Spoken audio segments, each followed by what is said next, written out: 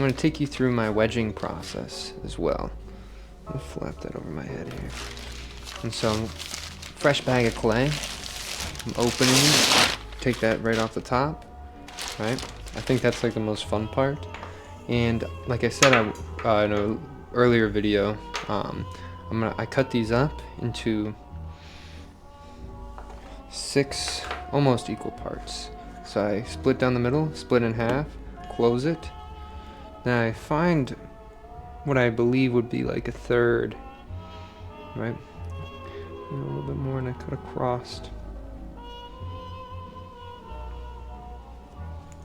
And then I have 2 chunks, and I have 6 chunks, just like that, right? So now I have the 2 over here, which are normally a little bit thicker, and these ones are a little bit thinner. So then usually I get pretty close. I can kind of tell that right now, at least,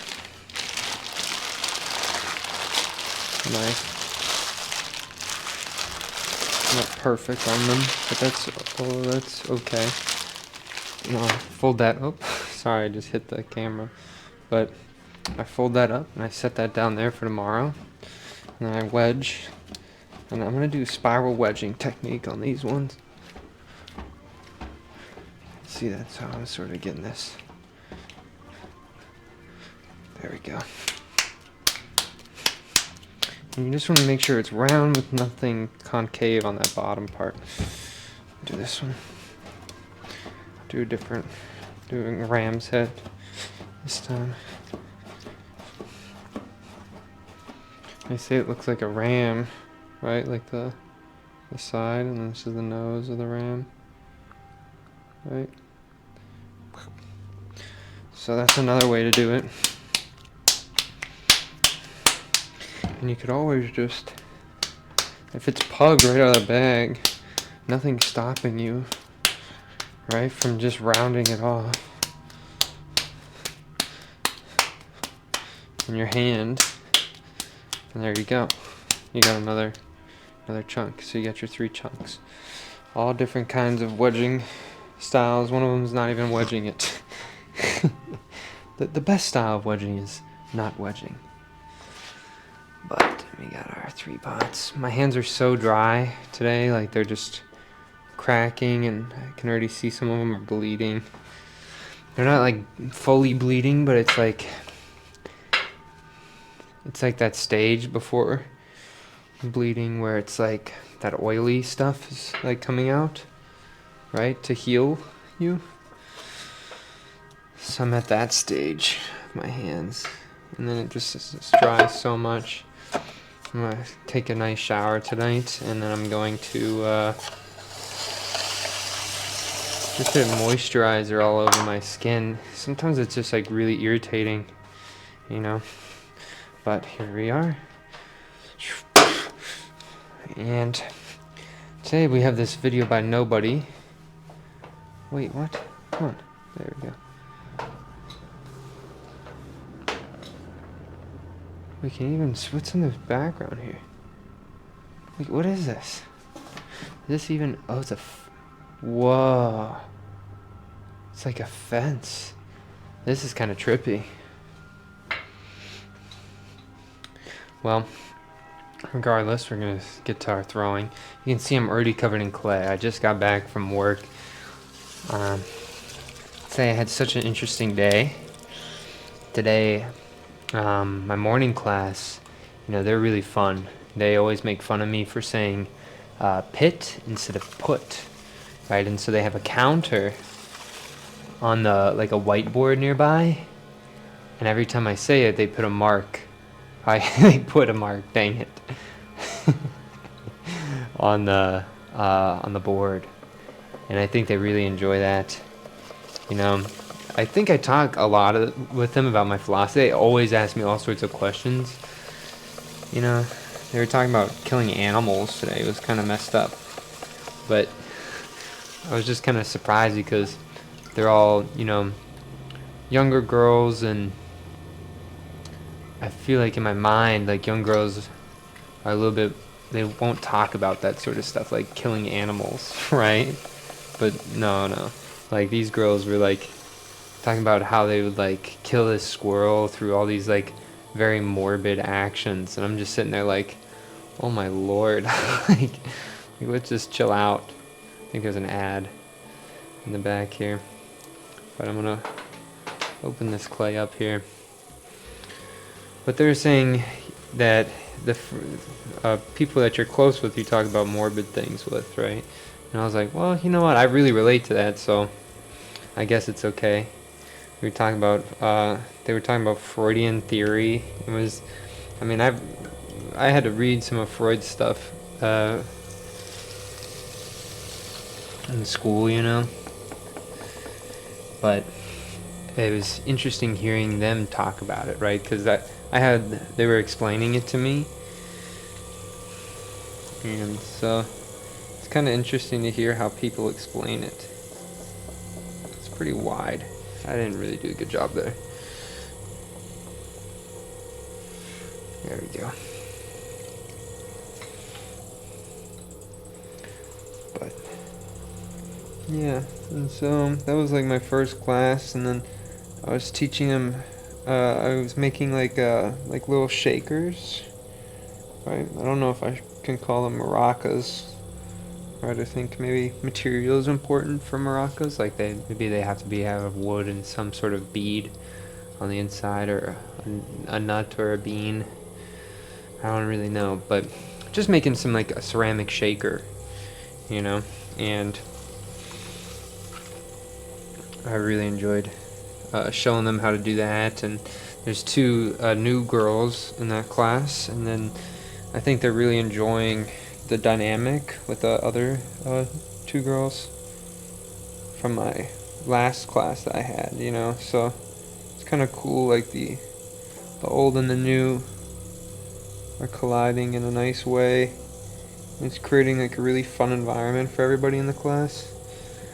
And so I think that's, if anything, I think that's the most important part, right? Like, it's a space where people feel excited to make something, right? And I think that's like, primarily that's what I'm there for, right? Like, teaching people ceramics is a little bit difficult, right? Like, I was talking yesterday, I can't ask somebody to just make like thousands of pots, right?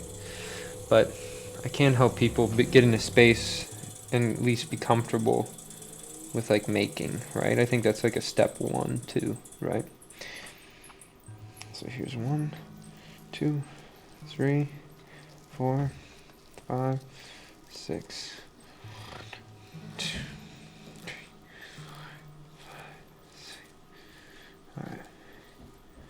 I'm just gonna wait until I can get all this nice and even. There we go.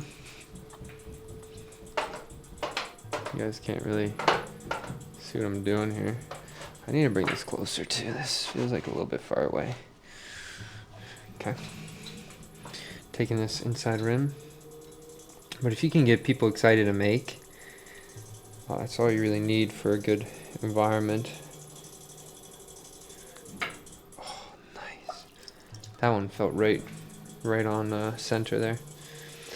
This one's a little bit stocky, right? Like when I'm looking at this one, even though it's pretty spot on with evenness, right? Oh, it's my hands. I'm gonna get such a bad rash. It like stings. It feels like I'm being bitten by ants all the time. I'll stop complaining about that, just because it's gonna get annoying if I complain about it the whole entire time. But I'm looking at this and it's a little too stocky, right? Like it doesn't feel lifted up in any way. And so this is one where I gotta do something a little bit funky on the bottom to give it some more life here.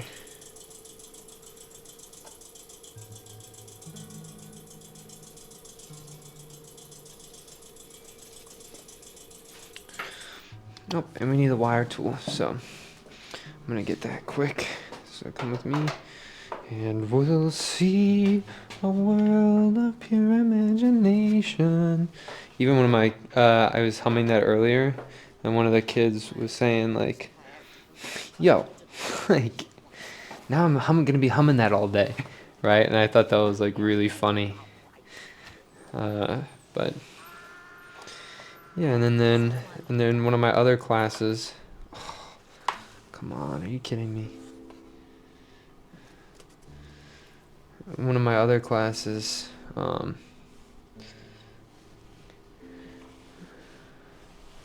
That's really frustrating that it keeps doing that. There we go.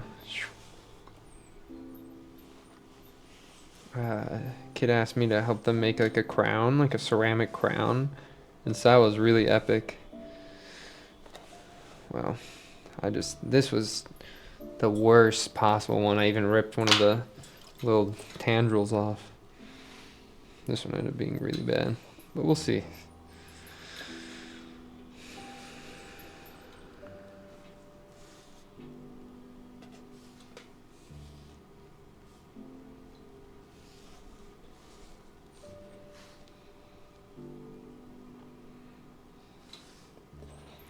Okay, that doesn't look too terrible right there.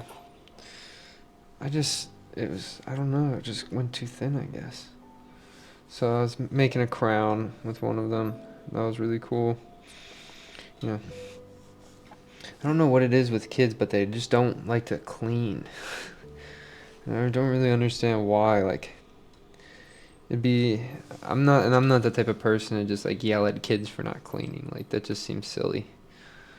But I do have to clean it regardless if they help me or not.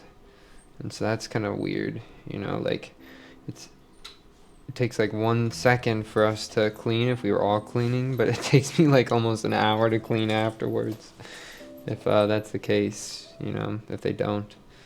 And so that's kind of frustrating at times, but what are you going to do? That's kind of the life of working with kids, I think.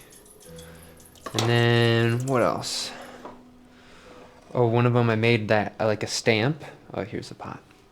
I made a stamp for one of them, and so they were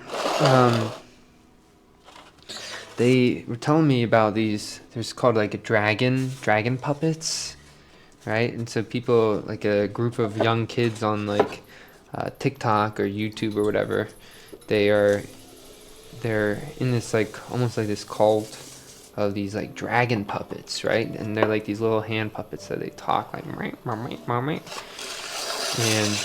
these videos get like millions and millions of views, right? So it's really popular amongst kids. And so she made a dragon puppet logo and asked me to 3D print a stamp for her ceramics. And so I did that, and so I gave that to her, and she was really excited. And I was asking her if she knew the history on this like dragon puppet stuff, right? Like, where did it come from, right? And I was thinking it came from like some of that like the furry stuff, like the kids doing the and I guess adults too, but probably like the kids getting into dressing up like animals or whatever. I thought it was like an offshoot of that, right? Just because they look a little bit similar, they call these characters, they call them their OCs, original characters. And so this girl, she made this bunny dragon, and that's her thing. She likes this bunny dragon logo. That had me thinking, like, it's kind of interesting to think about like hand puppets, because I'm always doing stuff with my ceramics. I was like, I guarantee I could do like a kid show where obviously I wouldn't say any bad words like what I do in some of these videos sometimes, but I'd have like hand puppets doing the ceramics, right? I think that could be pretty popular. I'm gonna get people, like kids, into ceramics, right? Like, I think as time is going on, the desire to make things with your hands, I think, is just gonna keep on going up, right? And so I'd like if like this new generations of kids get into ceramics because of my pottery videos, not because of some like, I don't know, like hardcore old school potter, right? if they come from somebody who's like really just likes to pump out work, and I know I can have a really open mind about pottery, especially for like kids, I think. And so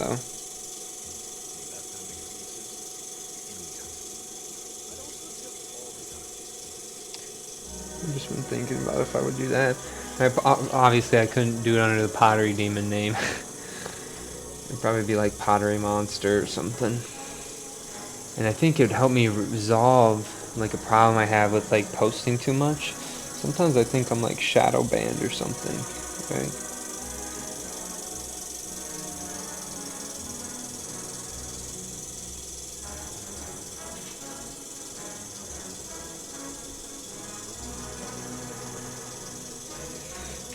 Oh, nice. Alright, so there's our thing. Just because I'm posting so much, I feel like I'm shadow banned. But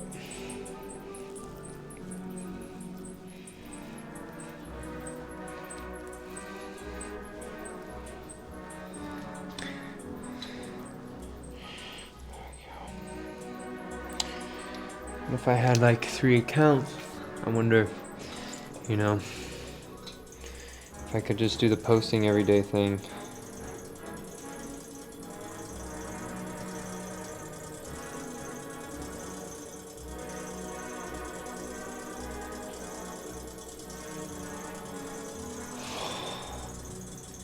Go look at the inside of this one. Clean, dudes, clean. But so I've been thinking about that. Finally, I got a new camera. Yeah, I'm telling you, I really hope this stuff starts working out because the the cost of this camera just like made my body shiver, you know.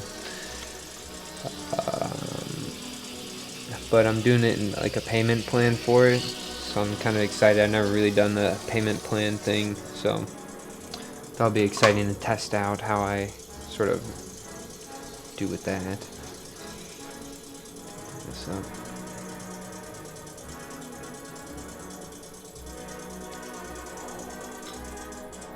yeah, that's nice. 1, 2, 3, 4, 6. 1, 2, 3, 4. Pretty good.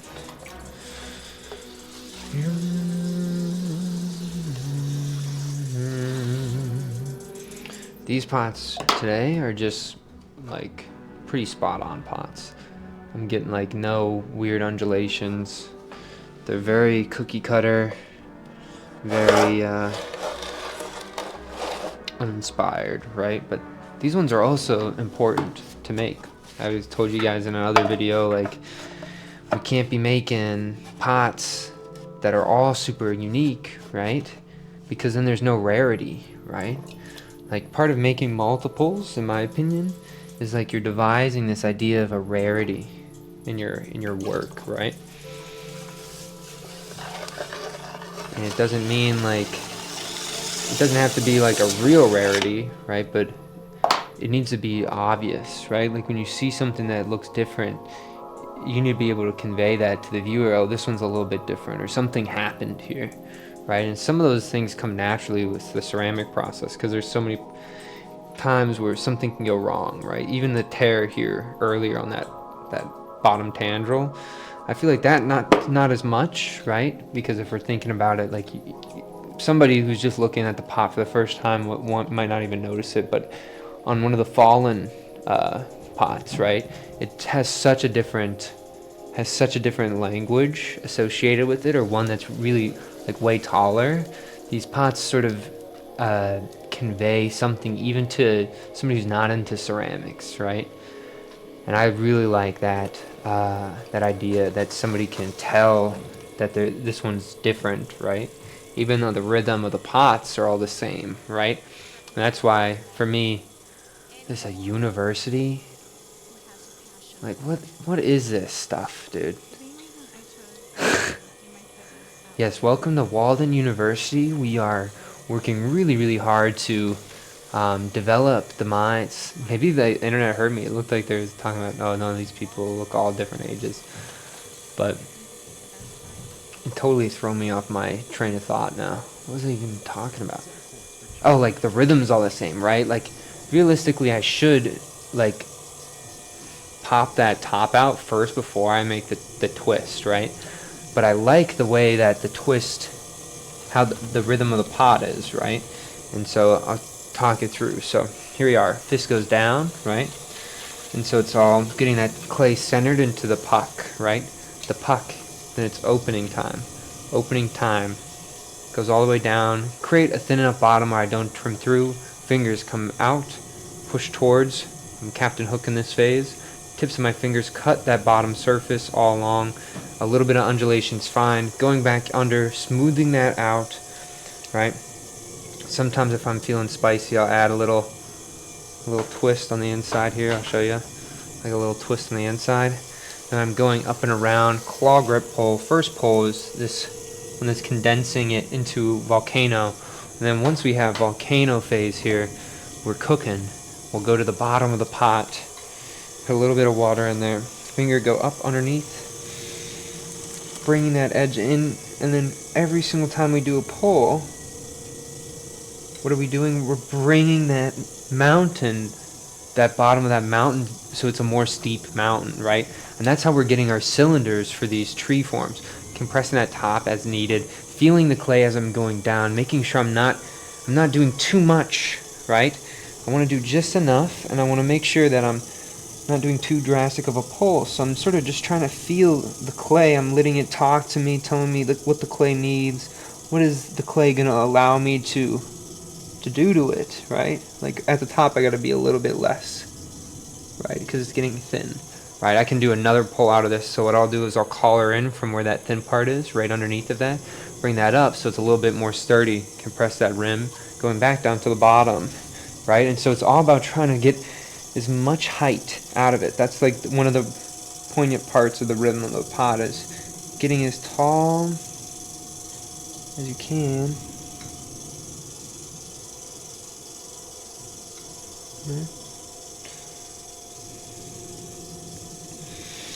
I can do one more thing. So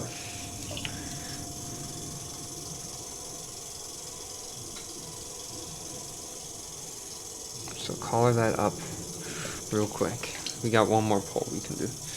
We're gonna be extra slow on the bottom here. I'm gonna make sure this finger's right above. Right, so you see how drastic that is at the bottom? And look how slow I'm going.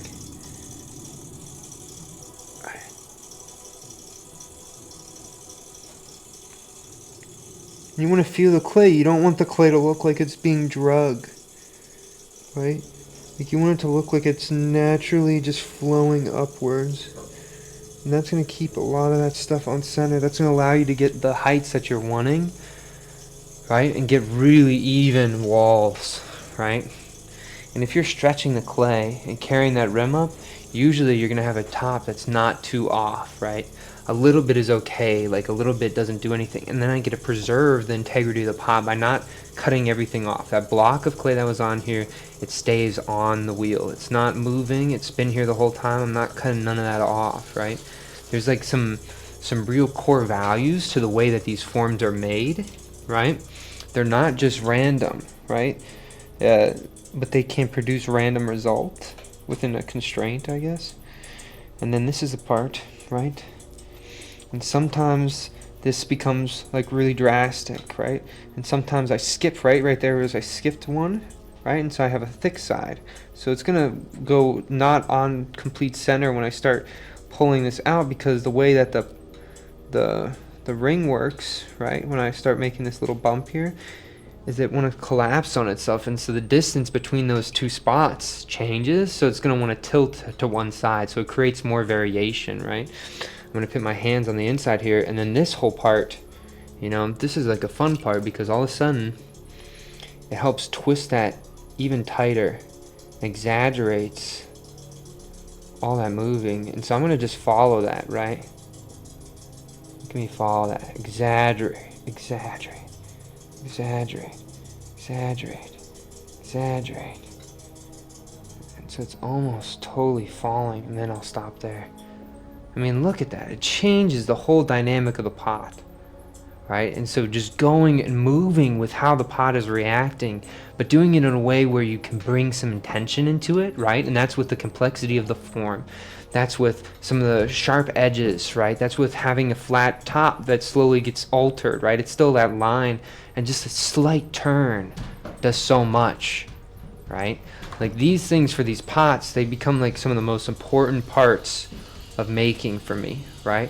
And so when we talk about the rhythm of the pot, right? Like this is what I'm talking about, right? There's a cadence to how these things do, right? There's actions that you propose to the pot, right? You say, all right, Clay, this is what I'm going to do to you, right? And you're going to get a reaction every single time. It might be a little bit different, right? And so it's all about incorporating those steps, right? But incorporating the response that Clay has talking back to you between each of those steps. That's really, like, if you ask me what pottery is, I don't even know how to be able to tell you, right? Like, I'm pottery demon, right? That's because pottery is scared of me, right? Because I don't think I'm a potter, right? I'm really a thrower, right? I'm throwing on the wheel. I'm so in tune with these moments on the wheel. I don't really care about pots, right? Like I don't even think about people even using these vessels. The vessel is a space for me to move and alter that negative space so I can create more interesting and dynamic forms, right? Like that's the use of a vessel for me, right? People are always talking about how like we got to destroy the function of the vessel, right? Well, the function of the vessel isn't just necessarily tangible function, right? A function of a vessel can help you develop. A function can be developing a new form, right? It can be changing some of these like really weird aspects of making. So it's not just this like sculpture versus functional BS, right? Like, oh, that's kind of fun. Like me and this guy's arms are doing like almost a similar thing. But like I was saying, like function can just be, right? Like the function of making new forms, right? Like that can be a function to get a form that you wouldn't necessarily get if you didn't make it this way, right? But this pattern, cutting and changing this in all sorts of different ways I've developed over time. And you've seen some of the different variations in some of my other videos. I think yesterday's video I did a good job showing and displaying all of them. Or at least the new one that I've been doing, right? But it really changes so much, right? And you know what? I feel like I'm not doing this totally right on the bottom.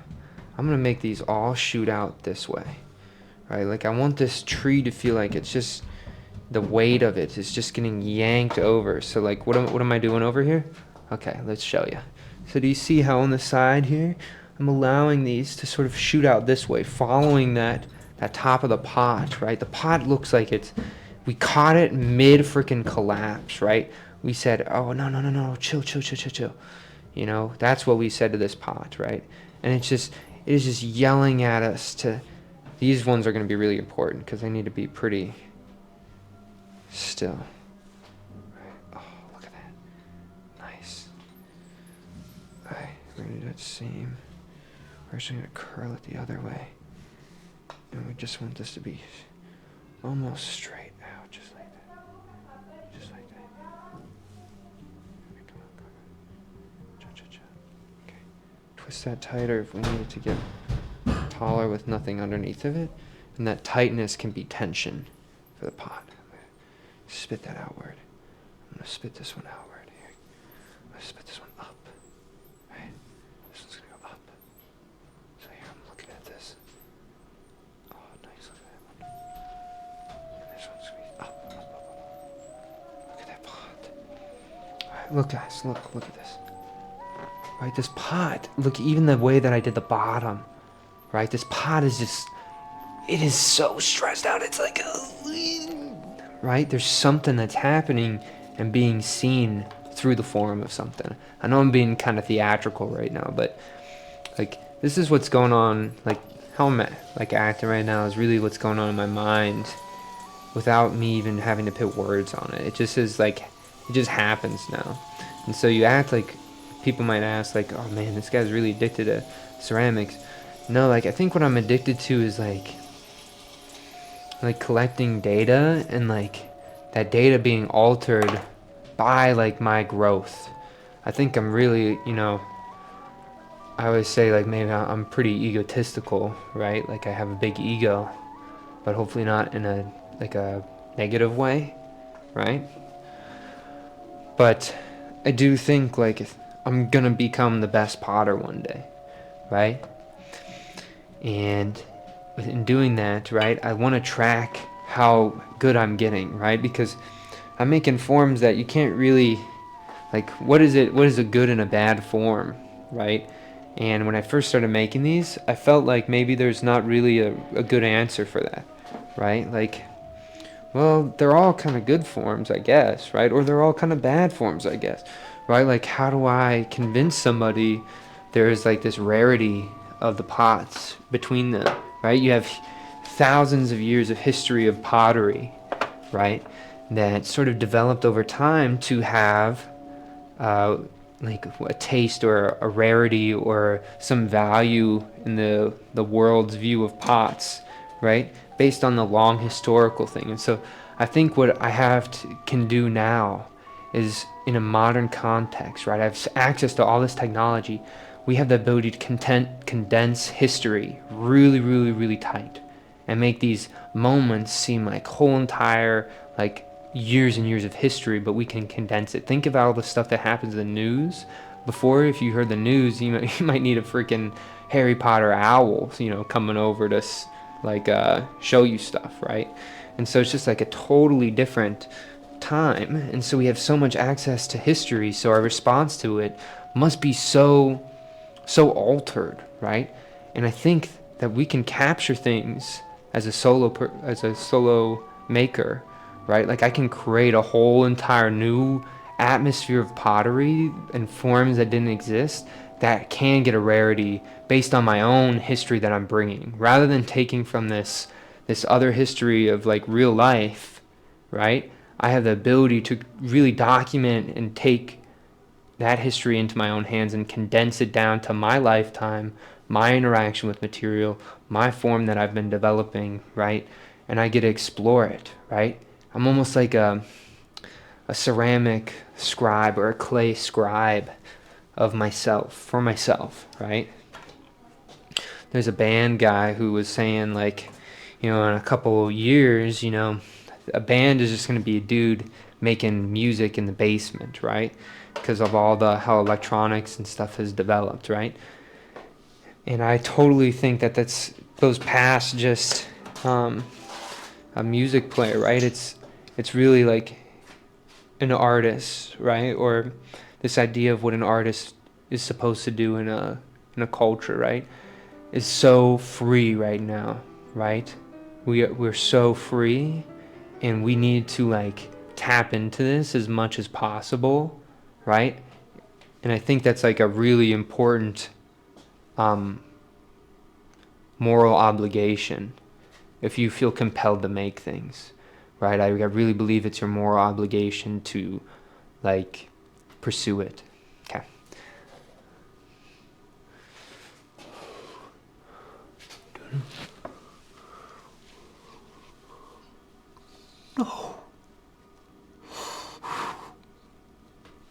So hopefully that one looks cool. But I mean, guys, I just love how this looks. It just feels so tense. And just tilt that this way. We like that. Oh, cool. All right, guys.